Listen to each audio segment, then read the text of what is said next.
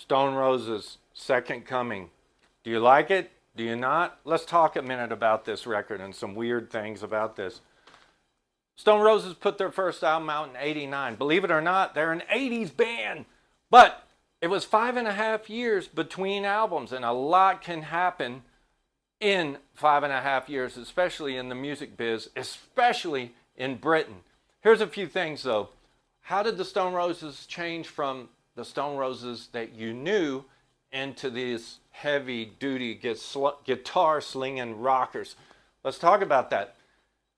After the first album come out, the band got in a wrangle with their label, Silvertone. They ended up getting released, but they had time on their hands and they had to find a new label. Geffen Records out of the US signed them, gave them a nice little advance.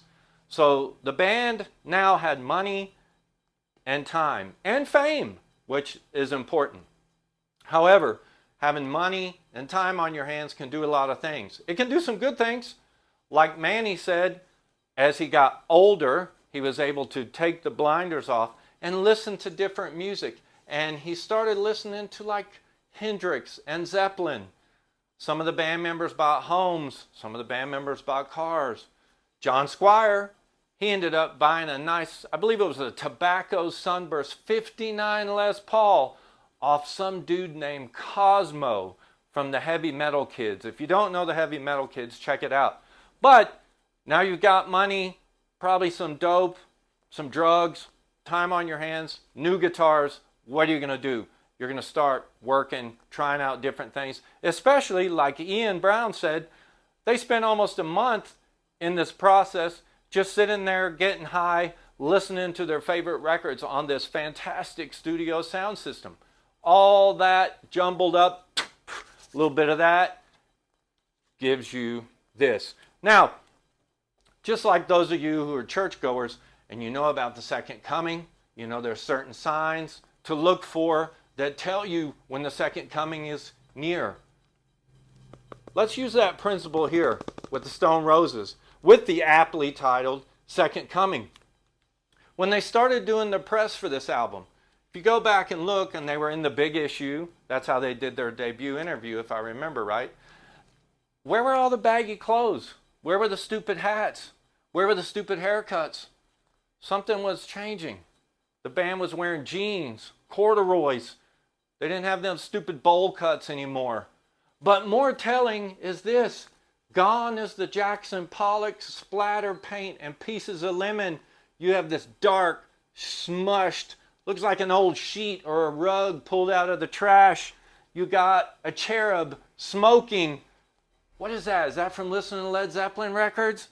But the biggest sign to watch for, to know what you're getting into with this second coming, guys, you look closely in all this dark collage, and what do you see here? You see that?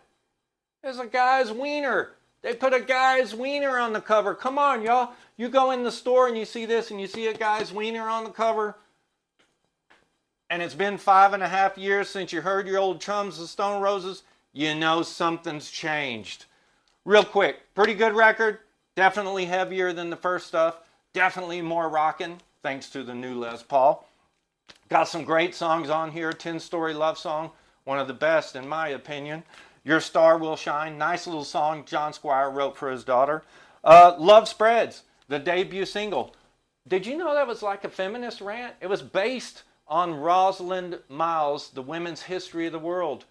Who knew feminism could be so heavy? Real quick, interesting bit about the opening track, Breaking Into Heaven. A lot of people were thrown off, me included, with that long extended opening, but it turns out to be an okay song. Interesting, when they were recording this, it went over the Easter holidays, and the day after Easter, they sat down to watch the movie Zulu. Of course, the natives were restless. It's a movie about Africa, about Zulus, right? But someone had the bright idea, hit the record button with all these African drums going up. Whoa! There we have it. That 4.5-minute looped intro actually came from when the band were watching the movie and hit record on the tape recorder. Stone Roses, Second Coming. It's heavy. It's definitely different than the first record, but it's still good. What do you think? Thanks.